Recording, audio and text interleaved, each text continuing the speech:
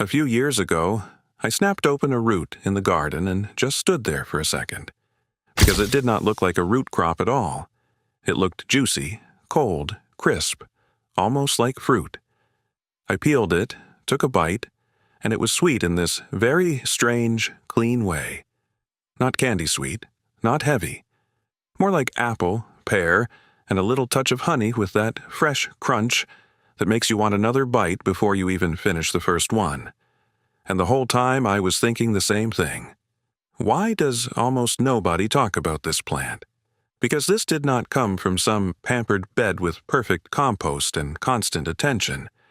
This came from a plant I had practically abandoned.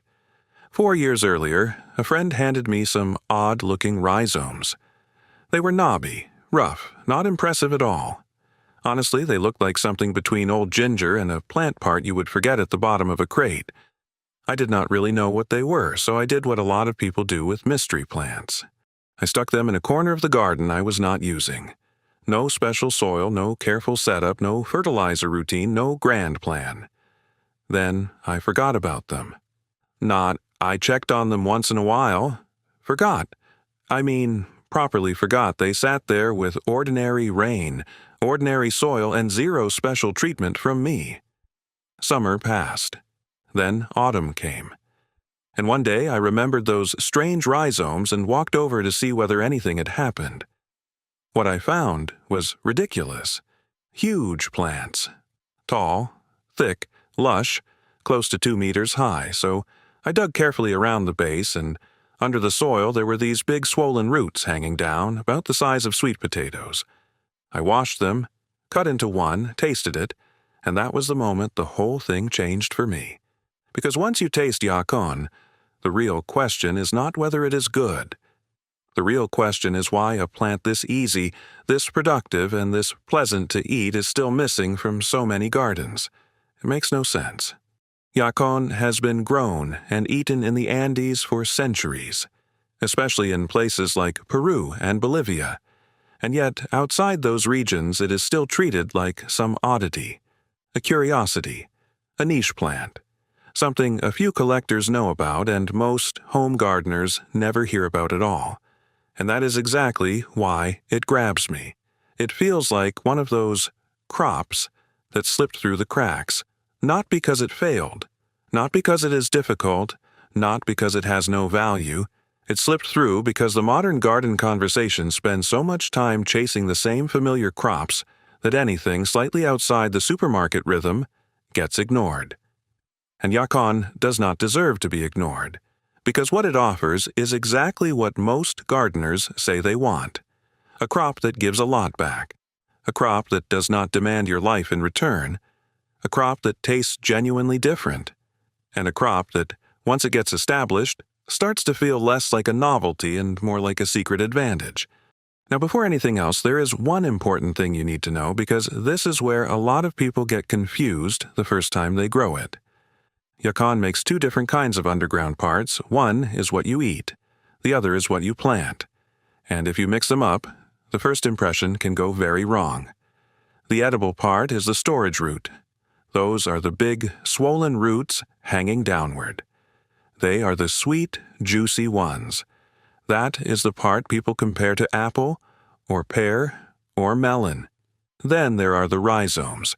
Those sit closer to the crown.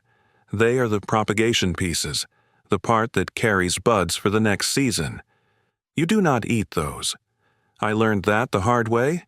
The first time I harvested Yacon, I pulled everything up, washed everything, and tasted the wrong piece. And it was awful. Fibrous, hard, bitter in a dull, disappointing way. I honestly thought I had been handed some useless plant that produced a lot of biomass and not much else. Then I watched a Peruvian grower explain the difference.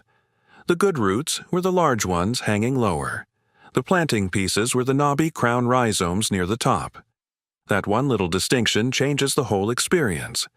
And this is part of why I like the plant so much. It keeps humbling you in very ordinary ways, not with disaster, just with those small, practical lessons that make you pay closer attention. Once you get past that first mistake, The appeal becomes obvious very fast. First, the flavor is real. I do not mean good for a healthy root. I mean actually good. Sweet, crisp, refreshing, and easy to enjoy raw. Children eat it happily. Adults who think they are just tasting another obscure garden thing suddenly ask for another slice. Second, the sweetness is unusual. Yacon contains a lot of fructooligosaccharides, often shortened to FOS. That matters because those compounds are not handled by the body the same way ordinary sugars are. Instead of acting like table sugar, they move further through the digestive system and feed beneficial gut bacteria. That is why Yacon gets attention as a prebiotic food, and that is also why it tastes sweet while still feeling surprisingly light. And I like that combination. Because a lot of foods are sold to us in extremes. Either they are healthy and joyless, or they are sweet and clearly pushing your body in the wrong direction. Yacon sits in a much more interesting place. It feels generous without feeling heavy. It tastes like a treat without behaving like a dessert. That does not make it a miracle food, and it should not be talked about like one. It is not medicine. It is not a magic fix. It is a genuinely interesting crop with a nutritional profile that makes sense for people who want something sweet, fresh, and less punishing than the standard sugary options. That is strong enough on its own. And then you get to the part that really pushes it over the edge. Growing it is absurdly easy. If you are used to tomatoes, peppers, cucumbers, potatoes, or squash, you are used to negotiation. Water me. Feed me. Tie me up. Watch for mildew. Watch for borers. Watch for rot. Watch for heat stress. Watch for this insect, that fungus, this deficiency, that collapse. Yacon is a different conversation. You plant it. You give it room. You do not drown it in nitrogen. And then, for most of the season, it just gets on with it. That is not gardening fantasy. That is the whole reason the plant stayed in my mind after that first harvest. I had ignored it, and it still came back with a completely serious yield. That kind of plant changes how you think about a garden, because a home garden is not only about what can grow, it is about what fits real life. Real life means work, weather, distraction, fatigue, missed watering, travel, crowded weeks, and all the small ways a person can care deeply about growing food without being able to babysit every bed like it is a laboratory trial. Yacon fits that kind of life. You plant the rhizomes in spring once frost danger is gone, put them in a hole, cover them, and leave enough space because the top growth gets big. A meter is workable. 1.5 meters is better if you have the room. The plant wants space to open up. And when it does, it is beautiful in its own right. Broad green leaves, tall stems, a full shape that almost looks ornamental. So you get a crop, and you get presents. That matters more than people think. A useful plant that also looks alive and generous changes the feel of a garden. It earns its place twice. As for feeding, restraint works better than fussing. If your soil is poor, some mature compost helps. Fine. But heavy nitrogen pushes the plant to throw more energy into lush top growth instead of the roots you actually want. So this is not a crop that rewards showing off with inputs. It rewards balance. And water is the same story. In ordinary conditions, Yacon is not thirsty in the way many summer crops are thirsty. In severe heat, yes, water it. If the plant is flagging, do not stand there proving a point. But compared with the crops that dominate most kitchen gardens, its water demand is lower and its tolerance is better. It does not act fragile. That is one reason I think it deserves more attention right now. Because a lot of people want to grow food, but they are tired of pretending every plant needs the same level of maintenance.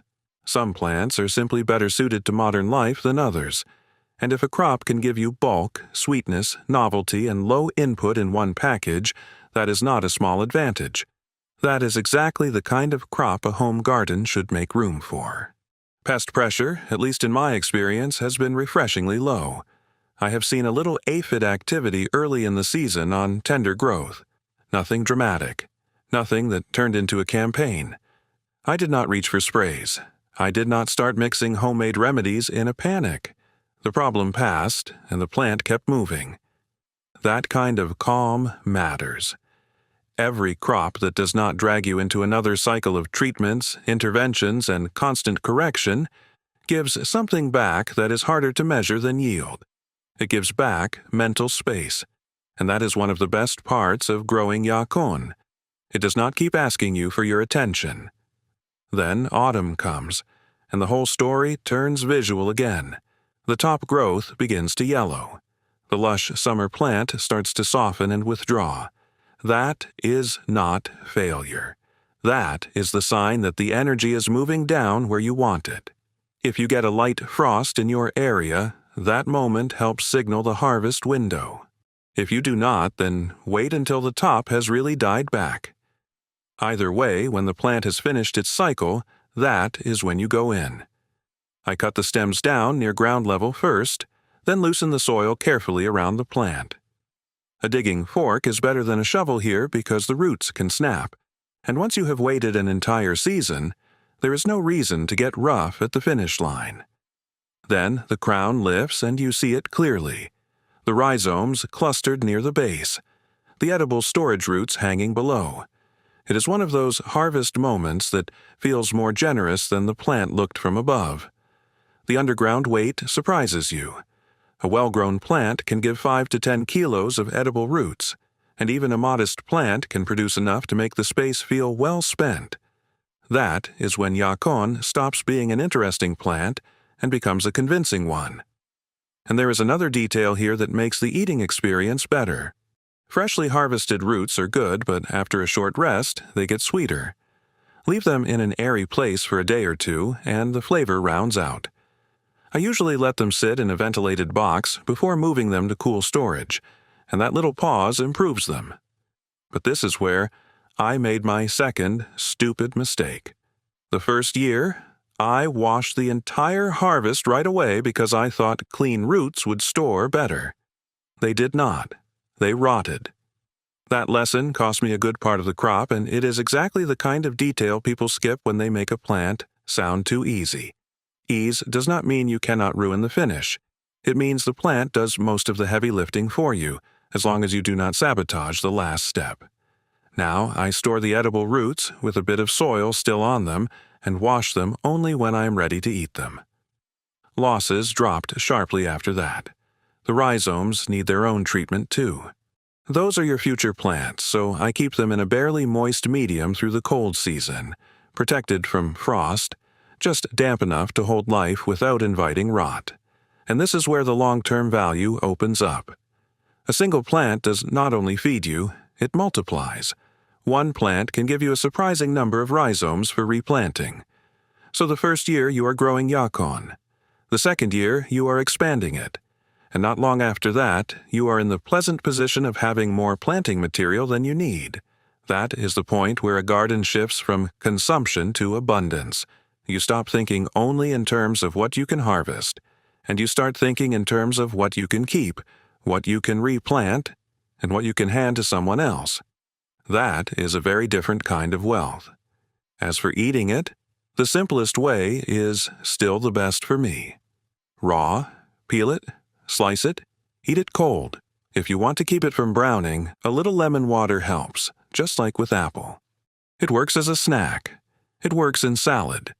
It pairs beautifully with earthy things and salty things, beetroot, walnuts, goat cheese, those kinds of combinations where the crunch and sweetness carry the whole plate. You can cook it too. Roast it, stir-fry it. Work it into savory dishes. It holds up, but raw is where its character is clearest, and raw is also where the prebiotic side stays strongest. There is syrup as well. In the Andes, people have long reduced the juice into a sweetener. It is real. It is traditional. It is interesting. But for me, the fresh root is the whole argument already. I do not need to turn it into something else to justify growing it. And I like that. I like crops that do not need reinvention to earn their place. Now there is one warning, and it is worth saying plainly, because honesty keeps a script alive. Do not overdo it the first time, because if your gut is not used to that much FOS, Yacon can absolutely teach you a lesson later that same day. Start small. See how your body reacts, then go from there. I did not do that. I got excited, ate too much, and regretted it by nightfall. That is part of the plant too. Not as a flaw, just as reality. A crop feels more trustworthy when someone tells you where the edge is. And that brings us back to the question that sits underneath this whole thing. If Yacon is this productive, this easy, this enjoyable, and this useful, why is it still so obscure? Part of the answer is simple. Most people do not know it exists.